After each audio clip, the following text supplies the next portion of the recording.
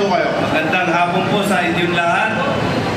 Ako po ay hindi marunong magtalumpati. Ako po ay magpapaliwanag lamang kung paano nakarating yung mga namumuno sa atin sa kanilang posisyon.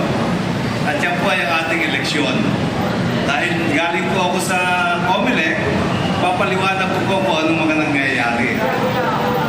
Ay isa pong problema ng ating election system ay hindi po ito transparent. Nung pumoto po kayo, nakita niyo po ba kung paano binilang yung inyong boto?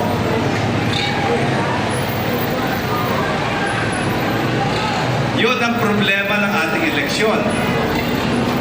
Bumoboto tayo, pero hindi natin nakikita kung binibilang yung ating boto. Yun ang basic problem.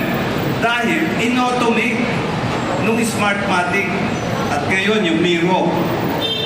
Ang problema po ng sistema na yon, ilalaglag ninyo yung balota ninyo at yung makina na nagbibilang, hindi natin nakikita kung paano binilang yung ating boto. So, pwede pong yung software manipulahin para lumabas yung gusto nilang mananalo. Yun ang problema natin. No? Yung po 2022, ganun ang nangyari. Hindi natin nakita kung paano binilang yung mga balota. Lumabas na lang.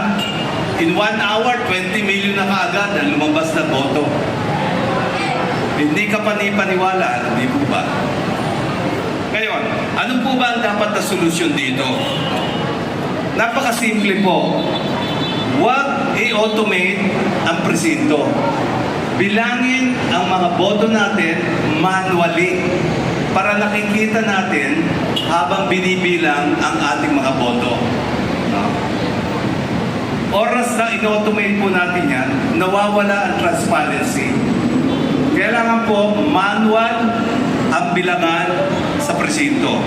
Pagkatapos, pwede naman pong yung resulta sa presinto ipapadala sa munisipyo.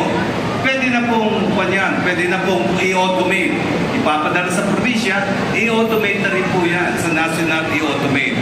Pero, pagka manual po sa presinto, may mga kopya ng mga political parties na resulta. At yan, pwede nilang bantayan yung pagtatabulate sa munisipyo, pagtatabulate sa probinsya, at saka national. Pero pag in-automate po sa presinto, wala tayong nakita. At kung dinadaya tayo, hindi po natin malalaman. Yun naman sa baton. Dinadaya na tayo, hindi pa natin alam. At ganun po ang nangyayari.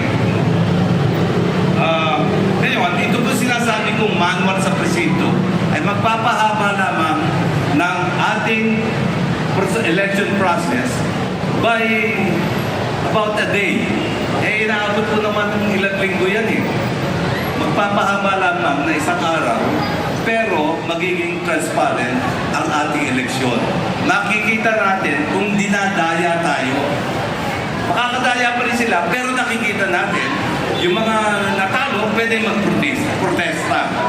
So yan po ang aking minumungkahi nung araw pa. Hindi naman nakikinig ang COMELEC. Nagpadala po ako sa kanila ng sistema na dapat sundin. Sinagot naman po yung aking pinadalang sulat. Sabi sa akin, maraming salamat. Yung mungkahi mo ay nilagay namin sa library. Ayun, nasa library yung aking mga suggestion.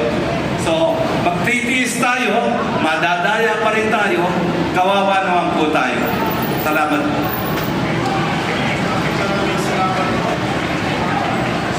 Maraming salamat po. Natawagan na rin po natin dito si Dean Rene Ofreneo ng Freedom from Death Coalition para sama-sama na po sila dahil kasunod po nito ay magkakaroon na po ng banal na misa sa ganap na alas 6 ng gabi. Kaya po by 5:45, tinatawagan yung mga kaparian na nandito ngayon. Pupunta na po tayo sa loob. 5:45, 15 minutes from now. Ang misa po ay pangungunahan ni Bishop Jerry Almenaza ng Diocese of San Carlos at ang homilist po ay si Monsignor Jerry Vito. Okay, pakinggan po natin ngayon ang tagapagsalita ng Seniors for